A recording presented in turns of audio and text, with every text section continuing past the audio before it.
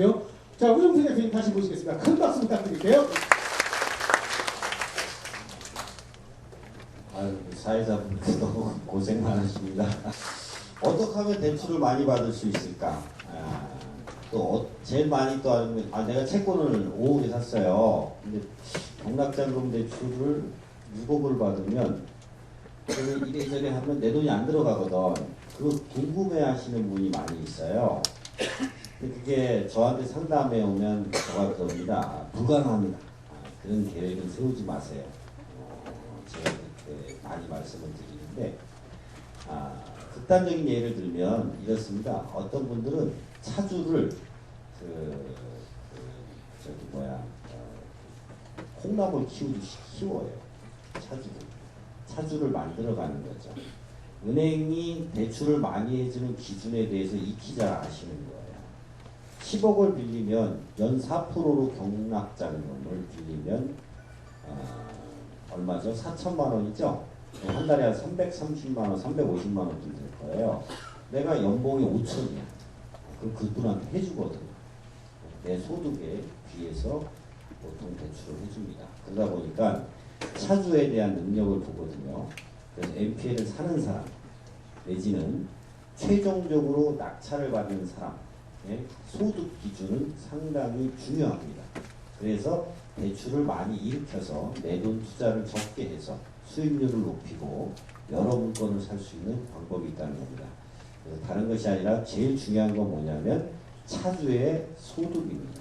아니면 차주가 별도로 다른 재산이 많이 있대요. 이걸 생각하셔서 NPL을 누구 명의로 살 거냐, 또 최종적으로 경매를 누구 이름으로 받을 것이냐를 정하셔야 된다. 그렇게 제가 좀 말씀을 드리고 싶고요. 그래서 공장이 참 좋아요. 저는 월세를 내고 계시는 어떤 중소규모의 공장 사장님들한테 참 권하고 싶은 것이 NPL입니다. 충분히 자가금융을 가지실 수 있어요. 본인들이 영업을 하셔서 갖고 있는 매출과 영업이익이 있다면 충분히 NPL을 활용해서 큰 돈 투자하지 아니하고 자기 공장을 운영할 수 있는 방법이 NPL에서 최고 좋다. 이렇게 좀 할 수 있고요. 싼 금리로 대출을 받을 수 있다. 이건 뭐냐면 출구점이라는 게 확실하면 은행들이 쉽게 갑니다. 하루에도 은행에 접수되는 대출 건수가 굉장히 많아요. 매번 그걸 다 잘 들여보지는 않습니다. 그러면 출구 전력에 대해서 명쾌히 적는 겁니다. 명쾌히. 그러면 은행들이 너도 나도 없이 대출을 취급하고자 덤빕니다. 그러면서 경쟁이 되면 금리가 낮아집니다. 그래서 출구 전략에 대한 명쾌한 해답을 갖고 계시면 좋아요. 굉장히 안 풀리는 거 있었어요. 전국은행에서 아무데도 안 해줬습니다. 대신저축은행, 하나저축은행, BS, 고려, 일반 새마을금고, 신협, 수협에서 다 안 해줬거든요. 그런 채권이 하나 있었어요. 근데 결국 질권대출을 했습니다. 누가 했겠습니까? 너무 어려운 질문이었나? 우리 송사님, 제가 했습니다. 맞습니다. 여기 뭐 주셨어요? 10억을 좀 주세요. 10억. 이게 정확하게 제 이름도 기억하시고. 네? 이야. 아유. 네. 그럼 나는 어떻게 해냈냐? 뭐 가서 맨날 술 사주고 돈 주고 뭐 이렇게 해냈냐? 부익지론이라고 그랬잖아요. 질권대출은. 그러면 원대출이 뭡니까? 경락을 받으면 경락잔금이죠. 경락잔금 해줄 은행이 있다면 그쪽에서 안 해줄 이유가 없잖아요. 경락잔금 은행 먼저 찾으러 다닙니다. 경락잔금 먼저. 차주를 찾아서 경락잔금을 해결을 했어. 해준대요. 요즘 은행이 확약서 같은 거 써줍니까? 안 써주죠. 그래서 질권대출을 해주는 은행 팀장을 데리고 그쪽 지점한테 간 거예요. 지점장한테 커피를 마셔. 이랬다면 어떻게 생각하냐? 제 생각에는 이래 하다면 가능합니다. 충분히 가능합니다. 그래요? 가서 그냥 보고하시는 거예요. 그렇게 해서 해내죠. 일을 A부터 Z까지 이렇게 일이 흘러가야 되는데 때로는 뒤에서부터 올 필요가 있어요. 뒤에서부터. 그래서 해냈어요. 해내서 제가 칭찬도 많이 듣고 그분이 채권을 70억 7천에 사셨어요. 감정가 120억짜리 부산에 있는 빌딩인데 본인은 110억을 썼어요. 채권을 샀으니까. 그런데 2순위로 102억이 들어왔어요. 순간 엄청난 돈을 벌었죠. 네, 많이 고마워하셔요. 저한테. 그리고 또 여기 앉으신 분 중에 참석하신 분이 이 일에 도와주신 분도 한 분 계세요. 그래서 어려운 대출을 풀어나가는데 그렇게 맥을 잡아서 도와주니까 큰 보수익이 나더라. 그러면 우리가 대출이라는 걸 바라볼 적에 첫째는 소득 관계 안 풀리면 뒤에서부터 해결하는 뒤에서부터 이런 것들을 그냥 상상력을 가지고 해나가면 충분히 할 수 있고 출구 전략이 확실하다면 그렇다면 좀 더 싼 금리로 대출을 받을 수 있다. 그리고 내가 산 금액보다 내가 채권을 산 금액보다 더 대출 받는 방법은 있다. 있는데 매우 전략을 잘 짜야 한다. 네. A가 채권 샀으면 A가 낙찰받으면 은행이 A가 산 채권 계약서를 가져오라고 그러잖아요. 얼마에 샀냐. 그죠? 그러니까 A가 채권을 샀으면 누가 낙찰받아야 돼? B가 받아야지. 정말 대단하시네. 네. B가 받아야 돼. 그리고 A하고 B는 아는 사이 모르는 사이. 모르는 사이. 정말 대단하시네. 네. 그렇게 가는 겁니다. 네. 그렇게 가고 대신에 B는 이자를 갚을 충분한 능력이 돼야 됩니다. 네. 그렇게 해서 해나가면 방법은 있어요. 어떻게 보면 비건전한 방법일 수는 있지만 우리 NPL을 다루는 우리 입장에서는 대단한 무기일 수가 있어요. 제가 조금 있다가 또 그 말씀을 좀 드리겠습니다. 그래서 이제 아직도 배당 투자는 가능하다. 또 이빨 빠진 호랑이 활용해서 NPL 성공하는 법. 이렇게 하면 NPL 망한다. 세 가지를 조금 제가 빨리 하겠습니다. 사실은 저는 한 8시까지 해도 좋겠는데 다들 바쁘신 분들이 있고 그래서 조금 빨리 진행을 하겠고요. 그리고 책 사서 보시고 가끔 회사에 들려주시고 다음번에 부산에서 합니다. 그래서 혹시 시간 되시면 또 찾아와 주시면 여기 왔는데 부산 오신 분 저희가 특별 대우하겠습니다. 네. 먼저 이렇게 하면 NPL 망한다를 좀 잠깐 살펴보겠습니다. 묻지마 NPL 투자. 아까도 내가 말씀드렸죠. 네. 굉장히 이렇게 하면 망하는 겁니다. 절대로 묻지마 NPL 투자 안 되는 거고. 출구 전략 없는 NPL 투자. 매입하고 질권 대출 받고 경매 기간 조정해서 또 물건에 대한 홍보하고 배당을 받든 유입을 하든 결정하고 방어 입찰 고려하고 유입하게 되면 경락자금 어떻게 할 건지 고려하고 일체의 절차에 대한 세금 측면 고려하고 유입 후 재매각 또는 활용 방안을 고려해서 매입해야 합니다. 그런 출구 전략 없이 NPL을 사시는 거 굉장히 위험합니다. 요때 제가 만든 말 부실채권은 부실채권이다. 쉽게 생각하면 안 된다. 말씀드리고 최악을 고려하지 않은 NPL 투자는 위험하다. 최악. 저는 투자 원금에 손실이 없을 듯하고 잘만 하면 수익이 클 것 같은 물건만 투자를 합니다. 쉽게 말씀드리면 최악에 내 원금은 흔들리지 않을 것 같은 것만 한다는 거예요. 그런데 수익이 굉장히 클 수도 있어. 그런 것만 해서. 왜냐면 그간 내가 쌓아온 경험이 인건비가 비싼데 잘 되면 많이 벌어야지. 안 되면 웃고 말고. 그죠? 그런 것만 하면 돼요. 제가 첫 번째 고려하는 건 원금이 흔들릴 만큼 위험한 거냐 아니냐 이거. 그 다음에 내가 굉장히 잘한다면 얼마까지 벌 수 있느냐. 그 두 가지를 저는 이제 본다.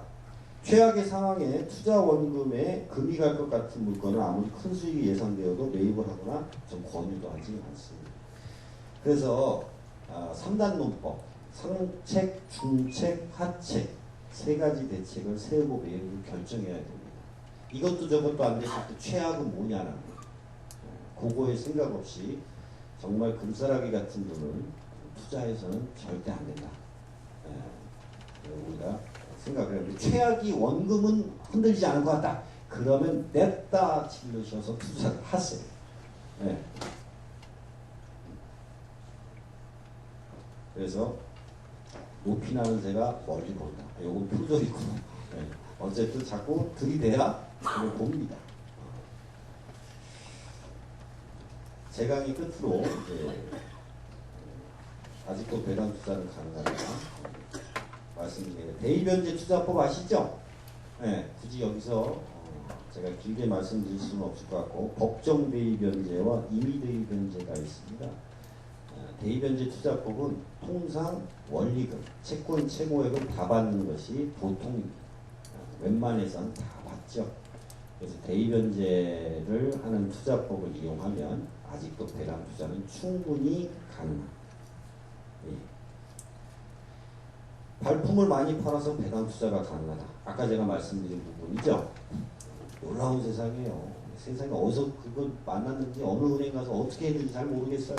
그 놀라운 채권들을 갖고 와서 대출을 해달래요. 네? 전부 다 배당이 가능해 보여요. 김정은이 핵만 안 쏜다면 배당이 다 가능해 보여. 네? 제가 보기에 그런 걸 참 잘 갖고 오시더라고요.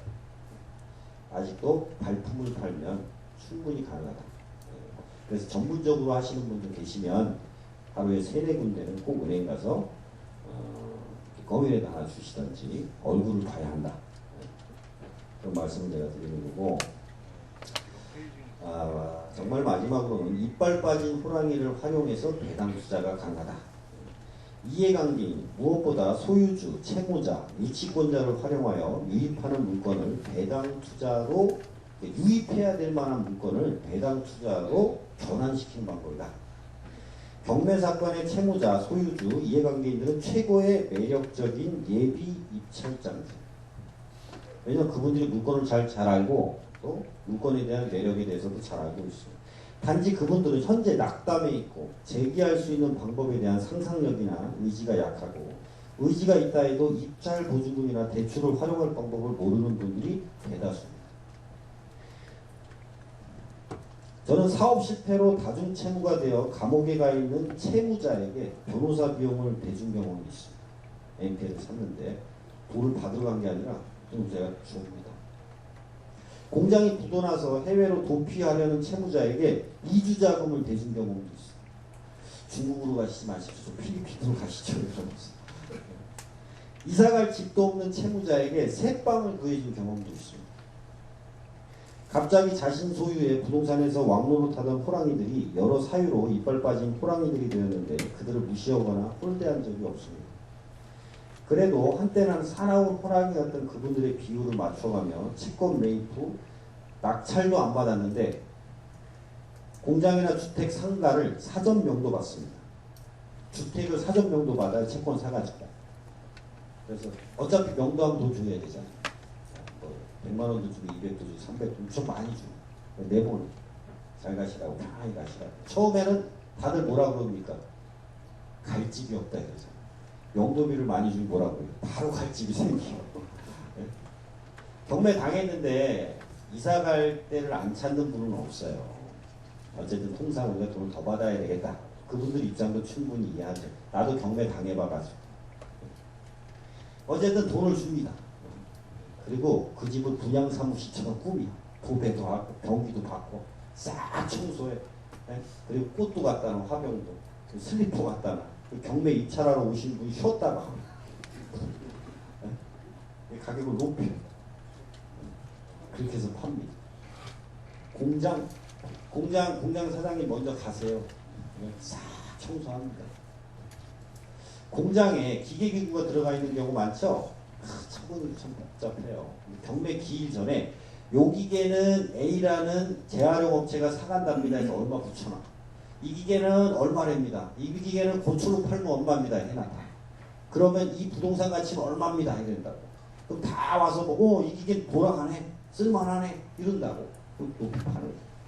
그래서 절대 채무자, 이해관계인들을 홀대하지 않고 잘해서 사전에 보냅니다. 어차피 갈 사람들이. 그리고 잘 꾸며서 그런데 그것만이 아니라 그분들이나 가압류권자, 유치권자들한테 방법을 가르쳐주는 거예요. 차주를 데리고 와. 아까 제가 그랬죠? 이자 납부가 가능. 경락잔금 20억 받아야 된다. 그럼 20억이 4%로 나온다. 그럼 8천만 원. 연간 8천만 원의 소득되는 걸 데리고 와. 그래서 입찰시켜요. 입찰시켜서 그분 앞으로 경락잔금이 되게끔 해서 소유권을 주고 옵니다. 제가. 네. 그래서 방법을 다 가르쳐줘. 근데 그분들이 없는 게 있어. 입찰 보증금. 빌려주면 되지. 빌려주면 되는 거야. 왜냐면 그분이 돈 안 내면 그 돈 다시 누구 거예요? 우리 거잖아요. NPL 사서.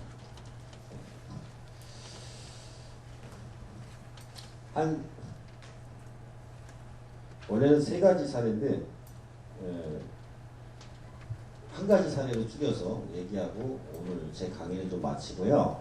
저희 회사에서 여러분들과 더불어서 수익을 낼 수 있는 두 가지 프로그램을 만들었어요. 하나는 들어오시다 보면 프랜카드 가게에 있는 가맹 파트너라는 게 있습니다.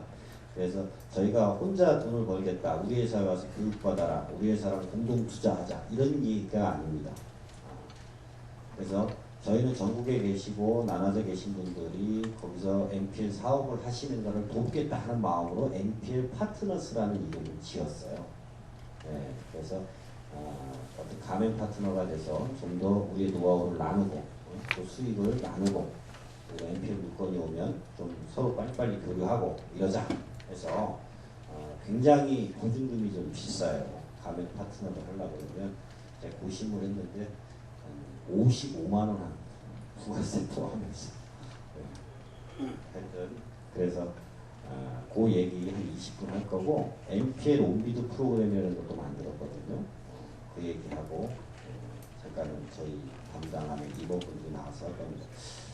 구로동에 영어학원 사례가 하나 있었어요. 감정가가 천천히 이제 안 쓰고 한번 얘기해 볼게요. 구로동의 감정가가 12억 원입니다. 12억 원 상가인데 이게 뭐냐면 영어학원 하는 거였어요. 영어학원 인테리어 잘해놓는 거 아시죠?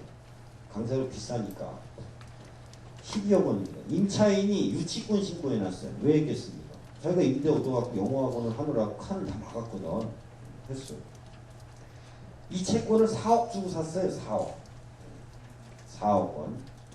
왜 그랬겠어요? 시세가 많이 가봤자 5억밖에 안 가. 예상 낙찰가가 5억 정도밖에 안 돼 보였어요. 근데 그때는 NPL 저희가 대량으로 사면서 좀 싸게 산 거예요. 4억. 투자금이 10% 들어갔어요. 4천만 원이죠. 그 채권 샀어요. 직원도 지났고. 임차인을 낙찰을 하게 했어요. 이 사람 너무 막 얼굴이 우그락우그락해. 그냥 왜 채권을 사셨습니까? 나는 망했습니다. 다른데 이사 갈 데도 없어요.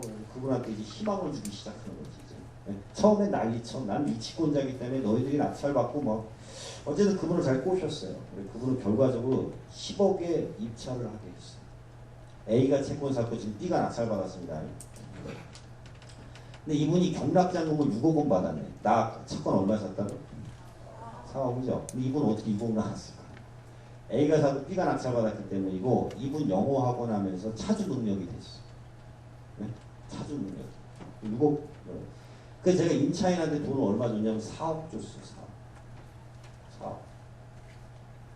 10억에 낙찰됐으니까 제가 배당받을 때 얼마 받아요? 10억 받잖아. 왜 채권이 10억이었거든. 10억 받잖아. 거기서 4억 줬어. 그래도 나 6억 갔잖아. 그죠? 근데 내가 산 게 4억이죠? 그럼 2억 남았잖아요. 2억. 그죠? 처음에 얼마 들어왔어요? 4천 들어왔어요. 4천. 네. 이런 사례가 제가 상당히 많습니다. 근데 이제 이런 사례는 뭐냐면 이빨 빠진 호랑이를 홀대하지 않고 만들어가는 거예요. 설득시키고 방법을 찾아주고 해서 유도하게 하는 다 제가 장난까지는 못하겠는데 제 기억에 제가 NPL을 샀던 그 현장은 전부 다 화기애애했어요. 네. 나를 굉장히 좋아했단 말이죠. 저랑 빠이빠이 하고 갈 때는 사람들이 꾸벅꾸벅 다 인사하고 했다. 가능하면 그렇게 하려고 노력했고 기분 좋게 헤어지려고 상당히 노력했어요. 그래서 강의를 한번 맺은 말로 해서 맞춰보면 아직도 배당 투자는 가능하다. 발품을 파십시오. 충분히 아직 르네상스 시대가 있습니다. 또한 생각의 전환을 하십시오. 충분히 이빨 빠진 호랑이들 홀대하지 마시고 만나고 상의해서 그들이 제기할 수 있는 도움을 좀 많이 준다면 결과적으로 우리한테 돌아오는 건 고수익이에요. 그 채권자로서 너 돈 갚아! 이게 아니잖아요. 서로 잘 살자. 제기할 수 있는 기회를 주자. 그래서 제가 산 물건들 아니 그게 되겠어요. 하지만 사실은 배당 투자로 많이 전환시켜서 수익을 냈다. 이 말씀을 드리고 싶습니다. 긴 시간 내주셔서 감사드리고 남은 잠깐의 사업 소개는 여러분들한테 유익하실 거예요. 그거 들으시고 시간이 허락된다면 제가 간단하게 오늘 채권을 사면 복을 받는 거 한 5건만 사건 번호를 착 불러드릴 거거든요. 그리고 월요일날 저희 회사 사이트에 뜰 겁니다. 저희 회사는 원래 채권을 도매하는 회사였어요. 30분 만에 계약합니다. 30분 만에. 카톡으로 하거든요. 카톡 사건 번호, 법사가, 원리금, 매각가 얼마 딱 치면 띵 하고 들어옵니다. 계약합니다. 그러면 두 분들이 싸워. 그럼 제가 보내줘. 이분이 20초 빨랐습니다. 그리고 실제 그것과 틀리면 계약금 반환해주면 이런 원래 도매 회사예요. 개인적인 분들 모셔서 뭐 이렇게 하는 건 아니고 그런 도매 회사인데 어쨌든 그 사업 소개 잠깐 들으시고 시간이 조금 허락되면 제가 5건 사건 번호, 법사가, 원리금, 매각가 요것만 정해드릴게요. 관심 있으신 분들은 오늘 해도 돼요. 그리고 월요일날 하시면 좋을 것 같고 마음에 드신 채권이 있으면 하겠습니다. 일단 제 강의는 정식적으로 여기까지 마치겠습니다. 감사합니다. 부탁드리도록 하겠습니다. 자, 우리 이동표 대표님 강의 너무 잘 들었고요. 자.